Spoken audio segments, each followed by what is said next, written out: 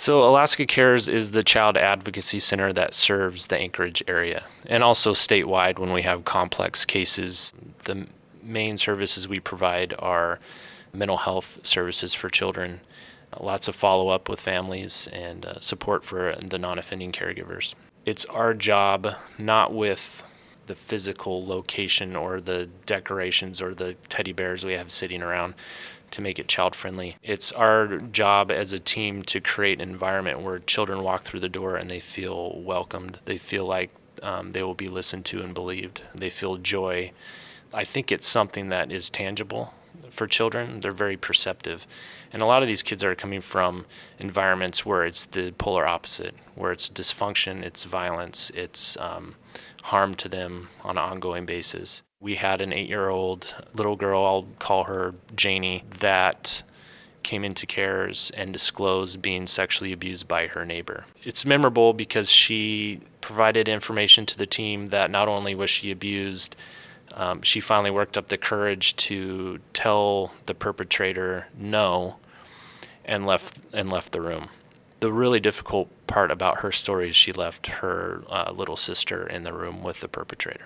She started out working with our therapist and did a drawing, and it was just a scribbled drawing of all the colors she didn't like. And she didn't really title that, but she basically said it was anger, fear, frustration, hurt, and guilt.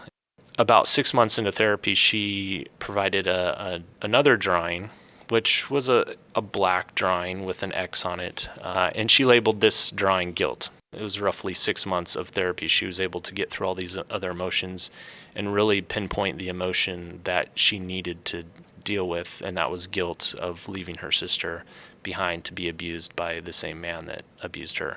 A couple months before discharge, she drew this very beautiful drawing of a sun, green grass. I think there's a couple sheep on there, blue sky, and labeled that one peace. So it was really a pretty powerful, from the beginning of the process when she came into CARES, told her story, the investigation happened, and then her walking through the process of healing to identify her emotions and then deal with the one that was really the root of what she needed to deal with to start that healing process. It was a pretty powerful story of a child that we've served at CARES. So there is hope for healing, right? Yes, absolutely. We believe that 100% because we've seen it. Yes, there's absolutely hope for healing.